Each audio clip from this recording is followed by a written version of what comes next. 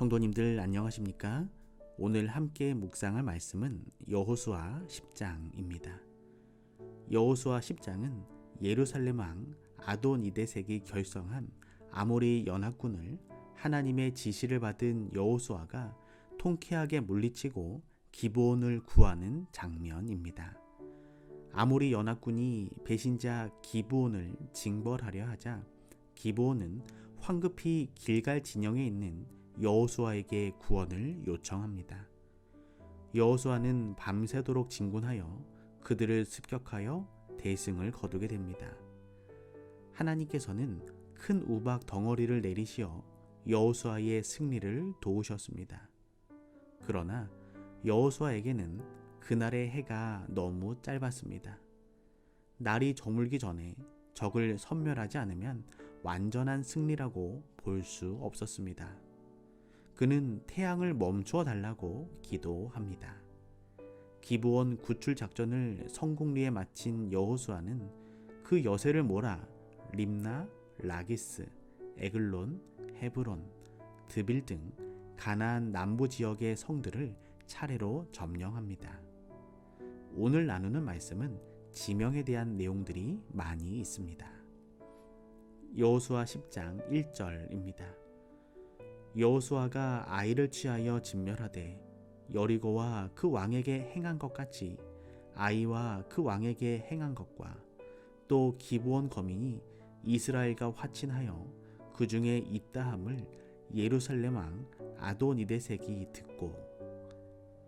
성경에서 예루살렘이란 지명은 이곳에 처음 나옵니다.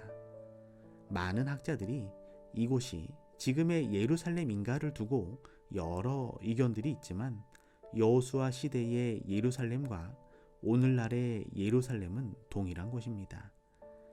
일찍이 BC 19세기와 18세기 고대 애굽의 문서들에는 이 도성이 언급되어 있습니다. 그 당시에 예루살렘이 존재했다는 사실은 고고하게 의해 이미 입증되었습니다. 성경에 나오는 지명과 사건은 실제적인 역사입니다. 여호수아 10장 2절에서 4절입니다. 크게 두려워하였으니 이는 기브온은 왕도와 같은 큰 성임이요 아이보다 크고 그 사람들은 다 강함이라. 예루살렘 왕 아도니데색이 헤브론 왕 호암과 야르뭇 왕 비람과 라기스 왕 야비아와 에글론 왕 드빌에게 보내어 가로되 내게로 올라와 나를 도우라. 우리가 기브온을 치자. 이는 기브온이 여호수아와 이스라엘 자손으로 더불어 화친하였음이니라 하매. 여호수아에게 항복한 기브온은 가나안 성 중에서 어떤 위치를 차지하고 있었으며 예루살렘 왕 아도니데색이 동맹하여 기브온을 치려고 한 이유는 무엇일까요? 기브온 족속의 이탈은 다음과 같은 이유에서 가나안의 큰 불안 요인이 되었습니다. 첫째로 기브온은 왕이 거하는 왕도와 같은 큰 성읍이요 기브온 사람들은 강한 전사들이었습니다.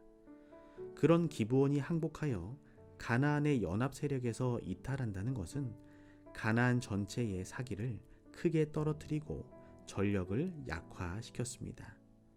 둘째로 기브온의 이탈은 징벌하지 않고 방치할 경우 제2, 제3의 기브온이 나올 염려가 있었습니다. 셋째로 전쟁이 벌어질 경우 기브온 사람들은 이스라엘 쪽에 가담할 것이 틀림없었습니다. 여러 가지로 그들에게 화근이 될 기브온을 먼저 치는 것은 필수적인 것이었습니다. 여호수아 10장 3절입니다. 예루살렘 왕 아도니데색이 헤브론 왕 호암과 야르뭇 왕 비람과 라기스 왕 야비아와 에글론 왕 드빌에게 보내어 가로되. 헤브론은 우리에게 익숙한 이름입니다. 헤브론은 팔레스타인에서 가장 오래된 거주 지역 가운데 하나로 예루살렘에서 남서쪽으로 약 40km 떨어진 곳에 위치하고 있습니다. 헤브론은 애굽의 소안, 곧 옛 힉소스의 중심지인 아바리스보다 7년 앞서 건립되었습니다.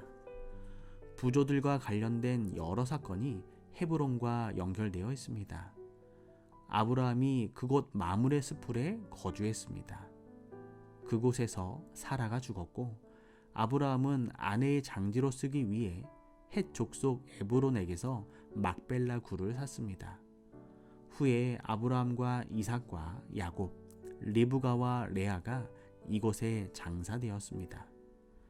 헤브론에서 12명의 정탐꾼들은 거인 아낙 자손을 보았습니다. 이스라엘 백성들에게 헤브론은 여러 거룩한 추억이 간직된 장소였습니다. 여호수아 10장 7절입니다. 여호수아가 모든 군사와 용사로 더불어 길갈에서 올라가니라. 여호수아는 이번에는 실수하지 않았습니다. 그는 먼저 하나님께 물었으며 하나님께서는 그 전투에서 승리를 보장해 주셨습니다. 여호수아는 시간을 낭비하지 않았습니다. 하나님의 승낙이 떨어지자 그는 즉시로 밤새도록 올라가 적군이 방심하고 있을 때에 그들을 급습하였습니다. 하나님께서 큰 우박 덩이를 내리시어 적군을 치셨습니다. 하나님께서 태양을 멈추게 하여 이스라엘을 도우셨습니다. 하나님은 이전에도 우박을 멸망시키는 도구로 사용한 적이 있으셨습니다. 사람의 전투라기보다는 하나님의 전투로 생각될 만큼 하나님께서는 온 가나안 앞에 그분의 위엄을 나타내셨습니다. 여호수아 10장 12절입니다. 여호와께서 아모리 사람을 이스라엘 자손에게 붙이시던 날에 여호수아가 여호와께 고하되 이스라엘 목전에서 가로되 태양아 너는 기본 위에 머무르라 달아 너도 아얄론 골짜기에 그리할지어다 하매.